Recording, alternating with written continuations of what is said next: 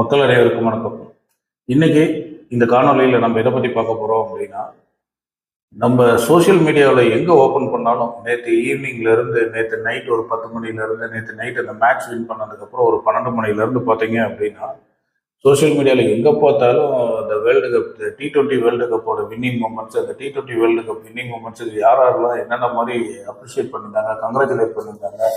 So இந்த மாதிரி வீடியோஸ்லாம் ஃபேஸ்புக் ஆகட்டும், இல்லைன்னாட்டி இன்ஸ்டாகிராம் ஆகட்டும், இல்லை யூடியூப் ஆகட்டும், அப்படி இல்லைன்னா ஃபேஸ்புக் ரீல்ஸு, வாட்ஸ்அப் ஸ்டேட்டஸில் எந்த சோஷியல் மீடியாவாகட்டும் எல்லா இடத்துலையும் இந்தியா வின் பண்ணிச்சு அப்படின்னு ஆல் யங்ஸ்டர்ஸ் இன் இந்தியா பயங்கரமாக கிராண்டாக கொண்டாடிட்டு இருந்தாங்க. இதில் ரொம்ப ரொம்ப முக்கியமான விஷயம் என்ன அப்படின்னா, இன்னைக்கு வேர்ல்டு வேற வேர்ல்டு ஆர்டர் சேஞ்ச் ஆகிட்டு இருக்குது அப்படின்னு சொல்கிறாங்க.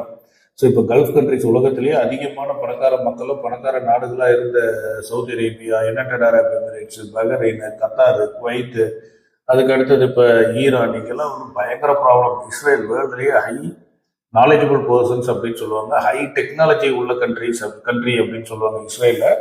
ஸோ இஸ்ரேல், யூஎஸ்ஏ, அப்புறமேட்டு ஈரான், இந்த வாரனால பார்த்தீங்கன்னா எல்லா இடத்துலையும் பயங்கரமான ஒரு பதட்டத்தில் இருக்கிறாங்க.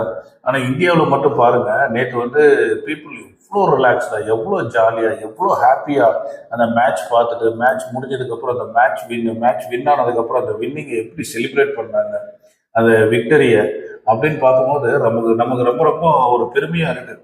ஸோ இந்தியாவோட பக்கத்து கண்ட்ரி பாகிஸ்தான், அப்புறம் இந்தியாவோட பக்கத்து கண்ட்ரி ஈஸ்ட் சைடில் பார்த்தோம் அப்படின்னா பங்களாதேஷ். ஸோ இந்த 2 கண்ட்ரிலையும் ஃபியூவல்ஸ் இல்லைங்களா? இப்போ ஒரு வெஹிக்கிள் இன்னைக்கு பங்களாதேஷில் போய் பெட்ரோல் அடிக்கணும், ஒரு 2 வீலர் பெட்ரோல் அடிக்கணும் அப்படின்னா அந்த 2 வீலருக்கு ஒரு நாளைக்கு 2 லிட்டருக்கு தான் தருவாங்க. அதே மாதிரி பாகிஸ்தான்லேயும் இன்னும் ஃபியூவல், பெட்ரோலு, டீசல் இது எல்லாமே ஷார்ட்டேஜ் ஆயிடுச்சு. Even though Bangladesh and Pakistan are Muslim countries. So இருந்தாலும் அங்கே ஃபியூவல் ஷார்ட்டேஜ் ஆயிடுச்சு.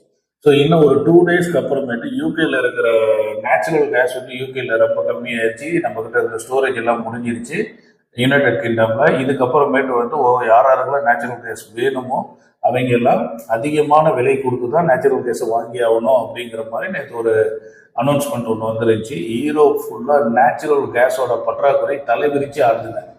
அதே மாதிரி ஸ்ரீலங்கா, அப்புறம் பாகிஸ்தான், பங்களாதேஷ், வேர்ல்டில் பாதி கண்ட்ரீஸ்க்கு ஏகப்பட்ட ப்ராப்ளம் ஆயிடுச்சு. இந்த ஒரு 10 நாள், மார்ச் 2ஆம் தேதியிலிருந்து இன்னைக்கு தேதி 9ஆம் தேதி, இந்த ஒரு வாரம் நடந்த இஸ்ரேல், ஈரான் அண்ட் யூஎஸ்ஏ ப்ராப்ளம்ல இவ்வளோ விஷயம் நடந்துட்டு இருக்குது.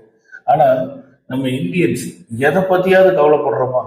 எல்லா சோஷியல் மீடியாவில் வெறும் யூடியூப்ல போனோம் அப்படின்னா வெறும் மேட்ச் ஸ்டேட்டஸ் தான். ஆனால் நாம் மட்டும் இவ்வளோ சேஃபாக ஹாப்பியாக இருக்கும்.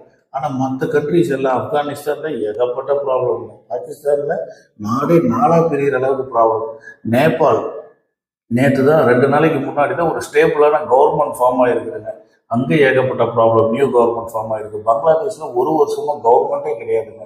ஸ்ரீலங்காவில் ஏகப்பட்ட ப்ராப்ளத்துக்கு அப்புறம் லாஸ்ட் இயர் தான் ஒரு ஸ்டேபிளான கவர்மெண்ட்டுக்கு வந்திருக்காங்க.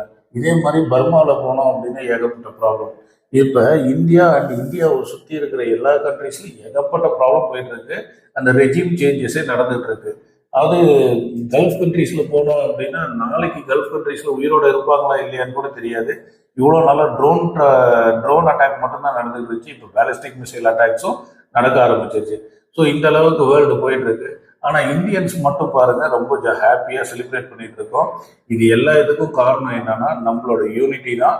அதே மாதிரி நம்மளை கவர்ன் பண்ணுற கவர்மெண்ட்டோட யூனிட்டி அண்ட் கான்ஃபிடன்ஸ். நம்ம பார்த்தோம் அப்படின்னா இன்னைக்கு நம்மளை ரூல் பண்ணிட்டு இருக்க கவர்மெண்ட்டுக்கு நம்ம இவ்வளோ சேஃபாகவும் செக்யூர்டாகவும் ஹாப்பியாகவும் இருக்கிறதுக்கு தேங்க்ஸ் சொல்லலைன்னா கூட பரவாயில்ல. நிறைய பேர் திட்டிக்கிட்டே இருக்காங்க, இதெல்லாம் ஒரு கவர்மெண்ட்டாக நம்ம அடிமையாக வாழ்ந்துட்டு இருக்கோம் அப்படின்னு சொல்லி தமிழக முதல்வர் திரு ஸ்டாலின் அவர்கள், காங்கிரஸோட பிரசிடென்ட் திரு ராகுல் காந்தி அவர்கள், அப்புறம் இந்த விடுதலை சிறுத்தைகள் திருமாவளவன் அவர்கள், இவங்க எல்லாருமே பார்த்தீங்கன்னா அமெரிக்கா கிட்ட இருந்து ஒரு அனௌன்ஸ்மெண்ட் வந்துருச்சான். உடனே சதா திட்டி செழிக்கிறாங்க இந்தியன் சென்ட்ரல் கவர்மெண்ட்டை. ஆனால் அடுத்த நாளே பார்த்தீங்க அப்படின்னா அவங்க சொன்ன விஷயம் பொய்ங்கிறதுக்கு இன்னொரு அனௌன்ஸ்மெண்ட் வந்துருச்சு.